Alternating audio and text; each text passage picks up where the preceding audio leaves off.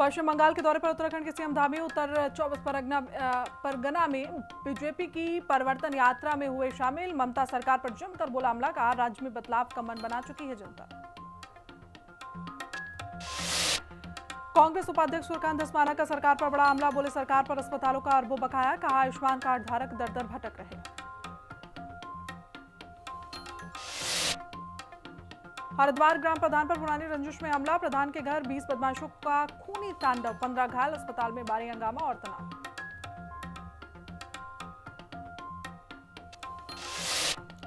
फलों की बिक्री पर देहरादून में बवाल, दो समुदायों के बीच में भारी तनाव, भीड़ ने सड़क पर काटा हंगामा, पुलिस ने मुकदमा दर्ज कर संभाला मोर्चा। चमोली में आग का तांडव, 20 हेक्टेयर जंगल जलकर राख हुआ, गांवों और वन्य जीवों पर मंडराया बड़ा खतरा।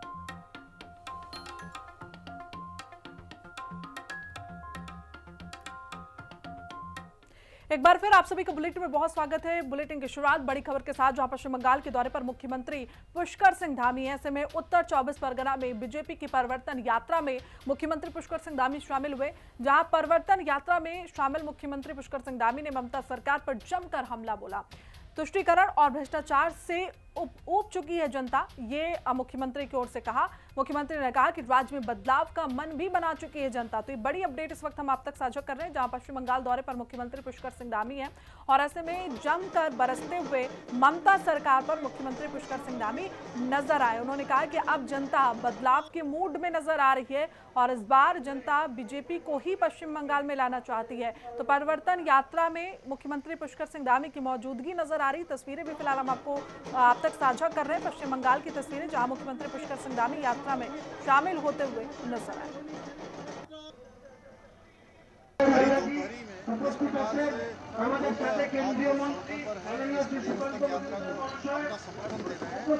इस बात का प्रमाण है कि इस बार बंगाल के लोग यहाँ परिवर्तन करने वाले हैं और यहाँ कमल फूल की सरकार बनाने वाले हैं।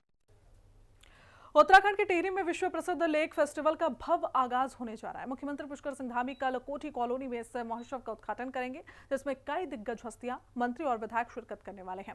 6 से 9 मार्च तक चलने वाले इस फेस्टिवल में गंगा आरती, घनसाली में मैराथन और प्रतापनगर राजमहल के दीदार जैसे मुख्य आकर्षण होने वाले हैं। जिलाधिकारी नित्या खंडेवाल के नेतृत्व में प्रशासन ने टिहरी को ग्लोबल डेस्टिनेशन हब बनाने के लिए तैयारियां पूरी कर ली हैं। पर्यटकों की सुविधा के लिए विशेष बसों का संचालन भी शुरू किया गया है।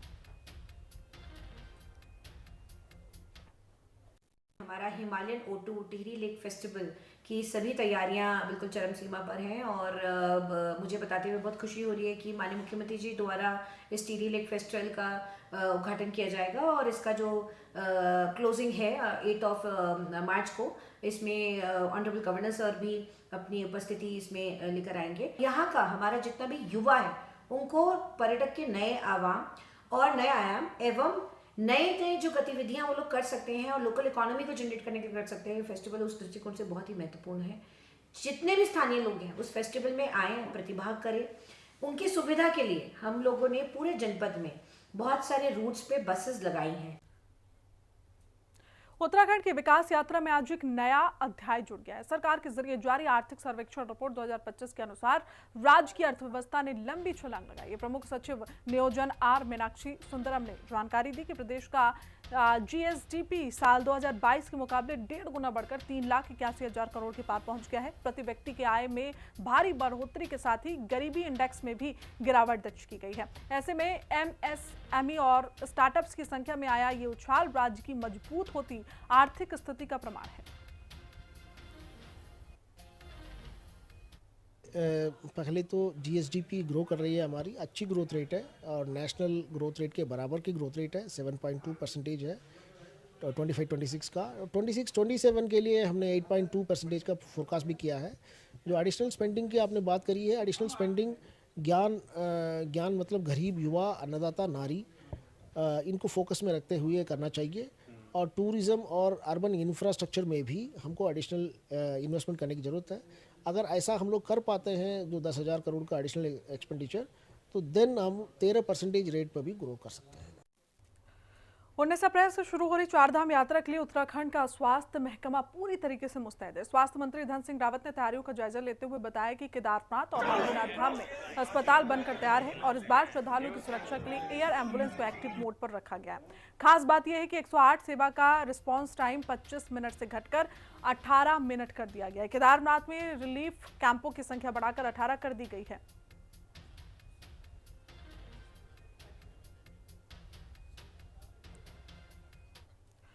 तो सीधे आपको पंजाब के संगरूर एरिया चलते हैं, जहां मुख्यमंत्री भगवंत मान की मौजूदगी क्या कुछ कह रहे हैं, एक बार सुनिए। किन्ने च खरीदिया है? जे वधिया लाणेदार होवे घर ऐ चलदा हुंदा फिर किन्ने च खरीदिया? 1080 करोड़ च 2 करोड़ रुपये 1 मैगावाट ते खरीदिया।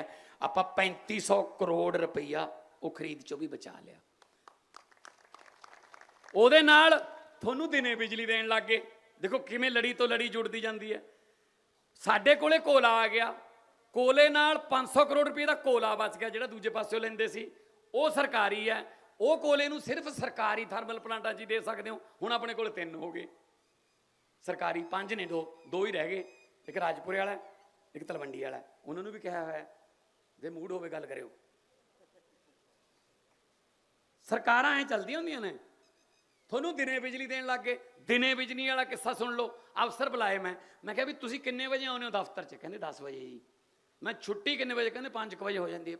ਜੇ ਫਾਈਲਾਂ ਫੂਲਾਂ ਵੱਧ ਹੋਣ 6 ਵੱਜ ਜਾਂਦੇ ਨੇ। ਅੱਛਾ, ਮੈਂ ਕਿੰਨੇ ਘੰਟੇ ਹੋ ਗਏ? ਕਹਿੰਦੇ 8 ਘੰਟੇ ਹੋ ਗਏ ਜੀ। ਮੈਂ ਕਿਹਾ ਜ਼ਿਮੀਂਦਾਰਾਂ ਦਾ, ਕਿਸਾਨਾਂ ਦਾ, ਉਹਨਾਂ ਦੇ ਖੇਤਾਂ 'ਚ ਕੰਮ ਕਰਨ ਵਾਲੇ ਸਾਡੇ ਭਾਈਚਾਰੇ 'ਚੋਂ ਸੀਰੀਆਂ ਦਾ, ਪਾਲੀਆਂ ਦਾ, ਉਹਨਾਂ ਦਾ ਦਫ਼ਤਰ ਹੈਗਾ ਖੇਤ। ਉਹ ਦਫ਼ਤਰ ਕਿੰਨੇ ਵਜੇ ਲੱਗਦਾ ਵੀ ਕਿਸਾਨਾਂ ਵਾਲਾ ਤੇ ਸੀਰੀਆਂ ਪਾਲੀਆਂ ਵਾਲਾ? ਰਾਤ ਨੂੰ ਕਹਿੰਦੇ 2:30 ਵਜੇ ਛੱਡਦੇ ਆਂ ਜੀ ਲਾਈਟ। ਮੈਂ ਕਿਹਾ ਉਹਨਾਂ ਦਾ ਰਾਤ ਨੂੰ 2:30 ਵਜੇ ਕਿਉਂ ਲੱਗਦਾ ਬਈ? ਸਿਆਲ 'ਚ ਠੰਡੀਆਂ ਰਾਤਾਂ, ਸੱਪ ਸਲੂੰਡੀ ਧੂਈਆਂ ਲਾ ਕੇ ਬਹਿੰਦੇ ਨੇ, ਕੰਬੀ ਜਾਂਦੇ ਨੇ, ਹੱਥ ਨੀਲੇ ਹੁੰਦੇ ਨੇ। ਆ ਗਈ ਅੱਧਾ ਘੰਟਾ ਬਾਅਦ ਫੇਰ ਚਲੀ ਗਈ, ਫੇਰ ਆ ਗਈ, ਫੇਰ ਚਲੀ ਗਈ, ਖਾਲ ਮਾਰ ਗਿਆ, ਫੇਰ ਚਲੀ ਗਈ। 2 ਹੀ ਕਿਆਰੇ ਰਮੇ ਨੇ। ਹੁਣ ਪਤਾ ਨਹੀਂ ਕਦੋਂ ਆਊਗੀ। ਮੈਂ ਗੱਲ ਸੁਣੋ, ਜੇ ਤੁਹਾਡਾ ਦਫ਼ਤਰ 10 ਵਜੇ ਲੱਗਦਾ, 9 ਵਜੇ ਲੱਗਦਾ, ਕਿਸਾਨ ਦਾ ਤੇ ਸੀਰੀਆਂ ਪਾਲੀਆਂ ਦਾ ਦਫ਼ਤਰ ਵੀ 9 ਵਜੇ ਲਾਓ, 5 ਵਜੇ 6 ਵਜੇ ਆਪ ਬੰਦ ਕਰਕੇ ਆਵੇ ਲਾਈਟ। ਉਹ ਮਜਬੂਰੀ ਨੂੰ ਘਰੇ ਨਾ ਆਵੇ। ਆ ਲਾਲ ਬਟਨ ਸਟਾਰਟਰ ਵਾਲਾ ਦੱਬ ਕੇ ਆਵੇ, ਕੱਲ ਨੂੰ ਆ ਜੂ। ਇਹ ਕਿਹੜਾ ਕੁੰਭ ਦਾ ਮੇਲਾ ਹੈ, ਕੱਲ ਨੂੰ ਲਾ ਲਿਆਂਗੇ। ਐਂ ਹੁੰਦਾ ਨਾ। ਜੇ ਹੁੰਦਾ ਤਾਂ ਤਾੜੀਆਂ ਮਾਰ ਕੇ ਸਾਡੀ ਟੀਮ ਦਾ ਹੌਸਲਾ ਵਧਾ। ਇਹਨਾਂ ਨੂੰ ਮੈਂ ਕਰੂੰ ਸਿੱਧੇ, ਇਹਨਾਂ ਨੂੰ ਦੇਖੂੰਗਾ ਮੈਂ। ਇਹਨਾਂ ਨੂੰ ਇਹਨੂੰ ਪਤਾ ਹੀ ਕੱਖ ਨਹੀਂ। ਇਹ ਤਾਂ ਹੋਟਲ ਬਣਵਾ ਲਓ, ਬੱਸਾਂ ਖਰੀਦ ਲੀਆਂ ਮਿੰਨੀ, ਜੇ ਕਿਸੇ ਦੀ ਚੱਲਦੀ ਉਹ, ਜੇ ਕਿਸੇ ਸਮੋਸਿਆਂ ਦੀ ਰੇਹੜੀ ਚੱਲਦੀ ਉਹ ਚੱਕ ਲਓ।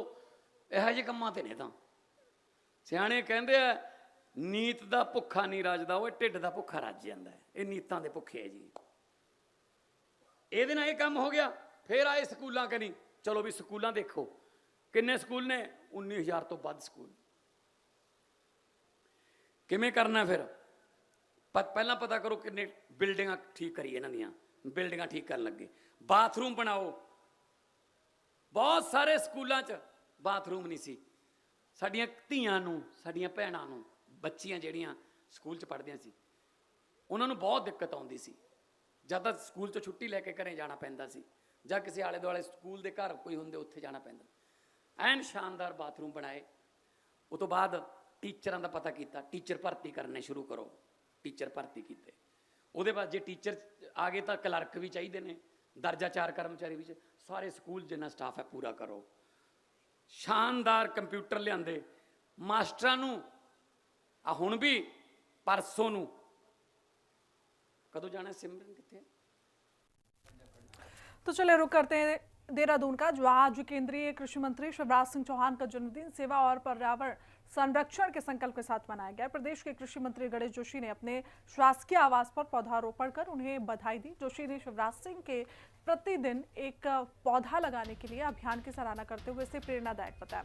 इस दौरान उन्होंने केंद्रीय मंत्री के दीर्घायु होने की कामना की और कहा कि शिवराज सिंह चौहान के नेतृत्व में देश का किसान और ग्रामीण क्षेत्र विकास की नई ऊंचाइयों को छू रहा है।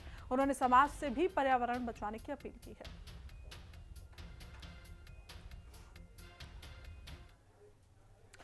उत्तराखंड की सियासत में कैबिनेट विस्तार का मुद्दा एक बार फिर से गर्मा गया है। मुख्यमंत्री के दिल्ली दौरे के साथ ही खाली पदों को भरने की चर्चाएं तेज हो जाती हैं, लेकिन धरातल पर अब तक कुछ नहीं बदला। अब 2027 चुनाव नजदीक आते देख खुद सत्ता पक्ष के विधायक भी सवाल उठाने लगे हैं।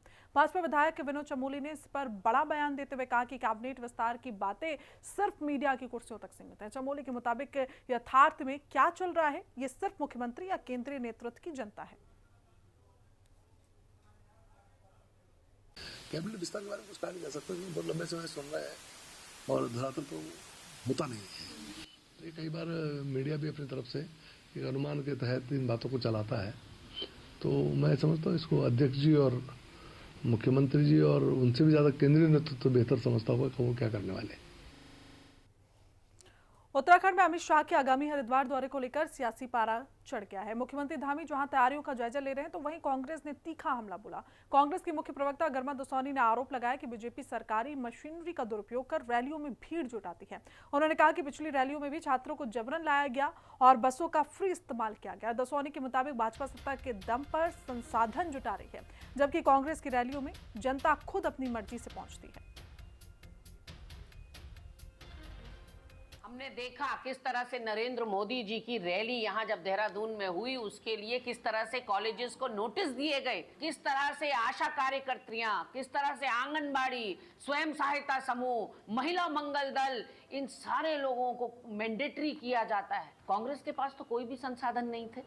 कांग्रेस की तो रैली को नाकाम करने की भरसक प्रयास किया गया। उसके बावजूद कांग्रेस में स्वतः स्फूर्त जो है वो जनता आई, क्योंकि वो आपसे परेशान हो चुकी है। आपके अराजक कार्यकाल, अत्याचारी और बहुत ही अन्यायपूर्ण कार्यकाल से जितने सपने आपने दिखाए कोई भी पूरे नहीं किए। तो उत्तराखंड की जनता अच्छे से जानती है कि भीड़ जुटाने के लिए भाजपा को किस किस हद तक जाना पड़ा है। उत्तराखंड में स्वास्थ्य सेवाओं को लेकर कांग्रेस ने सरकार की घेराबंदी तेज कर दी है। कांग्रेस उपाध्यक्ष सूर्यकांत धस्माना ने गंभीर आरोप लगाते हुए कहा कि प्रदेश सरकार ने हिमालयन, महंत इंद्रेश और ग्राफिक एरा जैसे बड़े निजी अस्पतालों का अरबों रुपया दबा रखा है। अकेले महंत इंद्रेश अस्पताल का ही 100 करोड़ से ज्यादा का भुगतान बकाया है और इस आर्थिक संकट के चलते अस्पताल आयुष्मान और गोल्डन कार्ड धारकों के इलाज में आनाकानी कर रहे हैं, जिसमें गंभीर बीमारियों से जूझ रहे गरीब मरीज दर दर भटकने को मजबूर हैं। हिमालयन अस्पताल है जॉलीग्रांट, दूसरा है महंत इंद्रेश अस्पताल देहराखास देहरादून और तीसरा है ग्राफिक एरा अस्पताल। आपको मालूम है आज आयुष्मान कार्ड लेकर के, गोल्डन कार्ड लेकर के या सरकारी स्कीम के कोई भी कार्ड लेकर के अगर कोई व्यक्ति वहां इलाज कराने जा रहा है तो उसको इलाज में बहुत मुश्किल पेश आ रही है, क्योंकि अस्पताल इलाज करने में आनाकानी कर रहे हैं। और वो आनाकानी क्यों कर रहे हैं? आनाकानी इसलिए कर रहे हैं कि इन अस्पतालों का इन तमाम स्वास्थ्य सेवाएं जो स्कीम चल रही हैं, इनके अंतर्गत जो इलाज किया हुआ है पिछले कई सालों से, उनका अरबों रुपया, करोड़ों नहीं अरबों रुपया राज्य की सरकार ने अब तक नहीं दिया। तो अब जो मरीज जा रहे हैं उनके इलाज में ये अस्पताल आनाकानी कर रहे हैं। राज्य की सरकार की प्राथमिकता में स्वास्थ्य सेवाएं कितनी इंपॉर्टेंट हैं, आप इसकी कल्पना कर सकते हैं। लोहाघाट की ग्राम सभा रायकोट ने सामाजिक कुरीतियों के खिलाफ एक बड़ी जंग छेड़ दी। ग्राम प्रधान सरोज कुमार की अध्यक्षता में हुई महापंचायत में गांव के विकास और मर्यादा के लिए कई ऐतिहासिक निर्णय लिए गए। अब गांव में सार्वजनिक आयोजनों, पूजा पाठ या बारातों में शराब पीने और जुआ खेलने पर पूरी तरीके से पाबंदी लगा दी गई है। नियम तोड़ने वालों पर 5 से 10 हजार रुपए तक की भारी नुकसान जुर्माने का प्रावधान भी रखा गया। और इतना ही नहीं, भोज की गर्मा बनाए रखने के लिए घर खाना ले जाने पर भी रोक लगा दी गई है। ग्रामीणों के इस अनुशासित कदम की चारों सराहना हो रही है। सबसे पहले होली की सभी को बधाई। आज हमारे गांव में टीके का दिन है और सभी लोगों की सहमति से कई महत्वपूर्ण विषयों पर यहाँ पर बैठक हुई है। और मुख्य बिंदुओं पर सबसे घातक जो कि सभी के लिए नशा, इसके खिलाफ हमारे जो भी कार्यक्रम, शादी, विवाह, नामकरण इत्यादि कोई भी पार्टी होती है, तो उन विषयों पर सबसे पहले हमने नैनिहालों को जो खतरा रहता है उनमें अंकुश लगाते हुए यदि किसी व्यक्ति द्वारा अपने कार्यक्रम में, पार्टी में, शादी के या कार्यक्रम के नाम पर शराब परोसी जाती है तो उसके खिलाफ 10,000 रुपये का सीधा जुर्माना लगाया गया है। चमोली के बद्रीनाथ वन प्रभाग में आग का तांडव जारी है। मध्य पिंडेर रेंज के जंगलों में लगी भीषण आग अब रिहायशी इलाकों की ओर बढ़ रही है, जिसमें चेपड़ो गांव की गौशालाओं पर खतरा मंडरा रहा है। करीब 20 हेक्टेयर जंगल राख हो चुका है और 20 फीट ऊंची उठती लपटों के सामने वन विभाग बेबस नजर आ रहा है। थराली, देवाल, मोटर मार्ग पर गिरते पत्थरों और जलते पेड़ों ने सफर को जानलेवा बना दिया है। चट्टानी इलाका होने के कारण विभाग को रेस्क्यू में भारी दिक्कतों का सामना भी इस दौरान करना पड़ रहा है।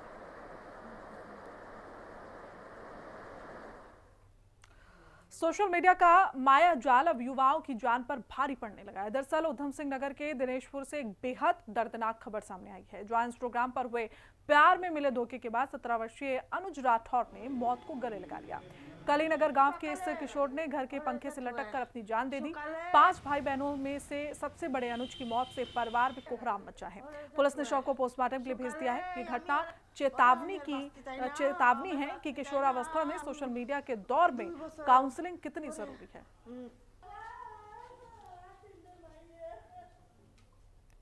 होली वाला दिन लड़की के घर में गए तो उससे बोला कि मेरा आईफोन दिलवा दे। वो किसी से छिनवा दिया आईफोन, तो वो आईफोन नहीं दिया तो उसके भैया का फोन जो छीन लाया। फिर वो लड़की ने बोला मैं पुलिस केस करूंगी अगर फोन नहीं दिया तो फिर मैं फोन देने गई हूँ। तब तक उस लड़की ने मेरे लड़का को फोन करके बोला तेरे से मैं प्यार नहीं करता हूँ, ऐसा बोला। तभी मैं घर से चले गई, तभी इसने हाथ से जय कर लिया। आगे बढ़ते जहां पश्चिम बंगाल में उत्तराखंड के मुख्यमंत्री पुष्कर सिंह धामी की हुंकार, जहां हिंगलगंज में सीएम धामी की परिवर्तन यात्रा देखने को मिली, जहां ममता सरकार पर जमकर बरसते हुए मुख्यमंत्री पुष्कर सिंह धामी नजर आए। उन्होंने कहा कि तुष्टीकरण की राजनीति ने विकास को पश्चिम बंगाल में रोक दिया है। भत्तावीर बना रही है ममता सरकार। ये बड़ी जानकारी हम आप तक साझा कर रहे हैं, जहां मुख्यमंत्री पुष्कर सिंह धामी पश्चिम बंगाल दौरे पर और जमकर बरसते हुए ममता बनर्जी पर वो नजर आए। उन्होंने कहा कि पश्चिम बंगाल की कानून व्यवस्था पूरी तरीके से ध्वस्त है। उत्तराखंड का धामी मॉडल राष्ट्रीय चर्चा का विषय बना हुआ नजर आ रहा है, जहां धर्मांतरण कानून और अवैध मदरसों पर बड़ा एक्शन जिस तरीके से मुख्यमंत्री पुष्कर सिंह धामी लेते हैं। और ऐसे में मुख्यमंत्री पुष्कर सिंह धामी जब पश्चिम बंगाल पहुंचे तो एक बार फिर उन्हीं का ये जो रौब है वो पश्चिम बंगाल में देखने को मिला। तो मुख्यमंत्री पुष्कर सिंह धामी के जो हुंकार वो पश्चिम बंगाल में, और ऐसे में जमकर ममता सरकार को निशाना ममता सरकार पर साधते हुए मुख्यमंत्री पुष्कर सिंह धामी नजर आए। मुख्यमंत्री ने कहा कि तुष्टीकरण की राजनीति ने विकास को पश्चिम बंगाल में पूरी तरीके से रोक दिया है।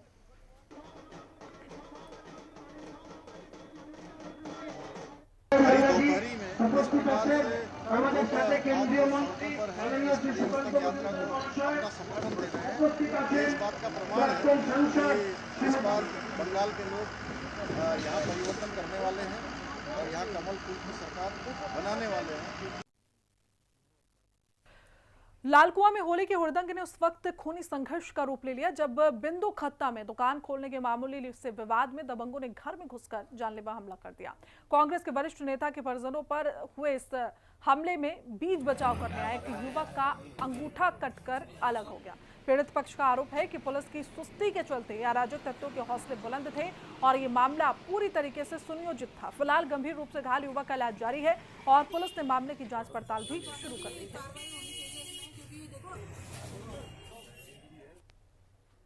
सर दुकान है हमारे कारोडों में, भाई की दुकान है सर। वहाँ 4-5 बंदे आए, वहाँ हम बगल में घर में गए थे, वहाँ आए गाले लेके वहाँ दुकान में। तो इसी बीच में हम चले गए वहाँ, उसमें हाथापाई होती मेरे इधर मार दी। तो बगल में हमारे जमाई भी थे, जमाई ने उंगली काट दी। मेरा ससुराल है यहाँ पे बिंदु खत्ता कार रोड पे। तो मैं अपने ससुराल में आया था होली के त्यौहार पे। तो भाई साहब से प्रेम प्रकाश जी से किसी बात पे विवाद हुआ होगा, मुझे नहीं पता, लेकिन मैं घर पे था। जब मैं पहुँचा वहाँ पे तो मैं अपने वो जिस हथियार से या पता नहीं किस चीज़ से वो भाई साहब को मारने लगे थे। जब मैंने उनको बचाया तो उन्होंने मेरा अंगूठा काट दिया। अब उसके बाद मैंने हल्द्वानी ट्रीटमेंट कराया, बट ये इसका कोई इलाज नहीं है। भाई अपनी दुकान से सब्जी निकाल रहा था तो इन्होंने ज़बरदस्ती कहा कि हमें सामान दो। उन्होंने कहा दुकान बंद है, तो उससे लड़ने लगे। जब भाई बचाव में आया तो इस पर हमला कर दिया उन्होंने। और वो लोग पूरी प्लानिंग से आए थे। इससे पूर्व में वो जो कंचन पांडे है, वो अब्दुल नाम के एक दुकानदार है, उस पर उन्होंने झूठा आरोप लगाकर उसके साथ मारपीट करी। तो हमने पुलिस में गए थे उसके खिलाफ, क्योंकि वो अब्दुल के साथ मारपीट की उसने। तो वो हमसे खुंदक खाया हुआ था हम लोगों से, और प्लानिंग करके वो होली में आए थे।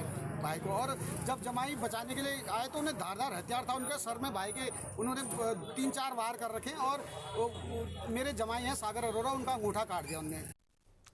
उत्तराखंड के हरिद्वार से बड़ी खबर सामने आ रही है, जहां रावली महदूद में ग्राम प्रधान प्रमोद पाल के घर पर बदमाशों ने खूनी तांडव मचाया। पुरानी रंजिश के चलते 20 से ज्यादा हमलावरों ने लाठी डंडों के साथ घर में घुसकर हमला किया और इस हिंसक झड़प में ग्राम प्रधान और उनकी माई समेत 15 लोग गंभीर रूप से घायल हो गए। गांव और अस्पताल में तनाव का माहौल है, जहां सिटकुल पुलिस अब सीसीटीवी के जरिए फरार आरोपियों की तलाश में जुटी हुई है।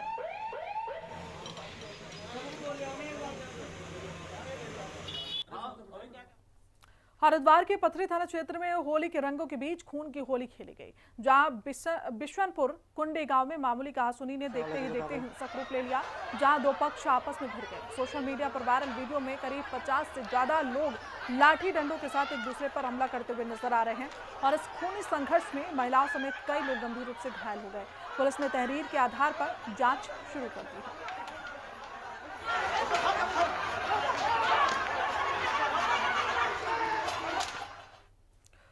राजधानी देहरादून के नीरज ग्रीन्स में आयोजित दून की होली कार्यक्रम में उस वक्त हड़कंप मच गया जब हुड़दंगियों ने जश्न के माहौल को खूनी संघर्ष में बदल दिया। मामूली कहासुनी के बाद शुरू हुई झड़प इतनी हिंसक हो गई कि एक युवक के सिर पर कांच की बोतल से हमला कर दिया गया, उसे लहूलुहान कर दिया। घटना के बाद मौके पर भगदड़ और दहशत का माहौल देखा गया। सूचना मिलते ही पुलिस ने मामले की जांच शुरू कर दी है और हमलावरों की तलाश जारी है।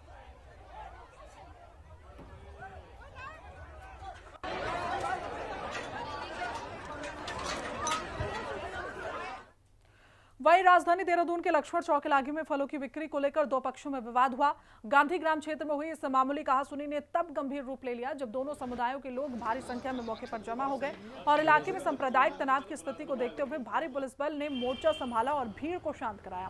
कोतवाली नगर पुलिस ने पीड़ित पक्ष की तहरीर पर मुकदमा दर्ज कर लिया है और क्षेत्र में शांति व्यवस्था बनाए रखने के लिए सख्त कार्रवाई की जा रही है। हुआ ये कि एक बच्ची आई थी छोटी सी, उसने मेरे से 20 रुपए के केले लिए और 20 रुपए का पपीता लिया। उस लड़की ने मुझे 50 रुपए दिए, मैंने उसको 10 रुपए वापस दे दिए। वो लड़की चली जाती है। थोड़ी देर के बाद में एक लड़का आता है, केले भी काट के ले आता है, पपीते भी काट के ला के और मेरे ऊपर फेंक के मारता है और मैं यहीं खड़ी थी। कह रहा मेरे 5-6 रपट मार देता है। जब तक मैं ठेली को उस पार जाती तब तक वो भाग जाता है सड़क उस पार। तो ये सब लोग देखते हैं कि अरे माता को तो बिन फायदे का मार रहा हो। जब तक ये उसे पकड़ने जाते हैं जब तक वो मतलब उस गली में घुस जाता है। वो गली है मुसलमानों की। अब वो सारे लड़के वहीं घुस जाते हैं और वो लड़के भी उधर से डंडे, लाठी, पत्थर और औजार लेके एकदम भागते हैं हमारे को पीछे। चोट तो बस मेरे ये लगी भी ना, मेरे यहीं तो मारा उसने मेरे। शाम करीबन 6 बजे सूचना प्राप्त हुई कि गांधीग्राम क्षेत्र में फलों की बिक्री को लेकर दो पक्षों में झगड़ा व गाली गलौज हो गया है। दोनों पक्ष अलग अलग समुदाय के थे और दोनों ही पक्षों के लोग इकट्ठा होकर कानून व्यवस्था प्रभावित करने लगे। मौके पर पुलिस द्वारा पहुंचकर तुरंत कार्यवाही करते हुए दोनों ही पक्षों को शांत किया गया और कानून व्यवस्था दोबारा कायम की गई। पीड़ित पक्ष द्वारा प्रार्थना पत्र दिया गया है, जिस पर अभियोग पंजीकृत करते हुए दोषियों के खिलाफ कठोर वैधानिक कार्रवाई की जाएगी। उत्तराखंड में मौसम का मिजाज एक बार फिर बदलने वाला है। मौसम विभाग ने अगले एक सप्ताह तक पूर्वानुमान जारी करते हुए बताया कि आने वाले 4 दिनों तक तापमान में लगातार बढ़ोतरी दर्ज की जाएगी। देहरादून मौसम केंद्र के निदेशक चंदर सिंह तोमर के मुताबिक फिलहाल पारा 30 डिग्री के आसपास रहने वाला है, जो और ऊपर जाएगा। हालांकि 8 और 9 मार्च को पर्वतीय जिले उत्तरकाशी, चमोली और पिथौरागढ़ में हल्की बारिश की संभावना भी दर्ज की गई है। तो वहीं 3400 मीटर से अधिक ऊंचाई वाले इलाकों में बर्फबारी का अलर्ट भी जारी किया गया है। देखिए, अभी जो है इस वीक में हमारे को 8 और 9 तारीख को जो एक वेस्टर्न डिस्टर्बेंस जो आ रहा है, पश्चिम विक्षोभ, वो 8 और 9 तारीख को उत्तराखंड में जो है, जो हमारे उत्तर के जनपद है उसमें थोड़ा सा एक्टिव रहने का चांसेस है और हल्की से बहुत हल्की बारिश जो है देखी जा सकती है उत्तरकाशी, चमोली और पिथौरागढ़ में 8 तारीख को। उसके बाद रुद्रप्रयाग और बागेश्वर और उसके बाद उनके आसपास के जो बाकी ज़िलों के जो पहाड़ी क्षेत्र है, देहरादून हो गया या टिहरी हो गया, तो वहाँ पे भी जो हल्की हल्की बूंदाबांदी और हल्की बारिश और बर्फ़बारी देखने को मिल सकती है। ख़ासतौर से 3800 मीटर से ऊपर में हमारे को बर्फ़बारी भी हल्की देखने को मिल सकती है। और इसी के साथ बुलेटिन में बस इतना ही। देश दुनिया की तमाम जानकारी के लिए देखते रहेंगे खबर। नमस्कार।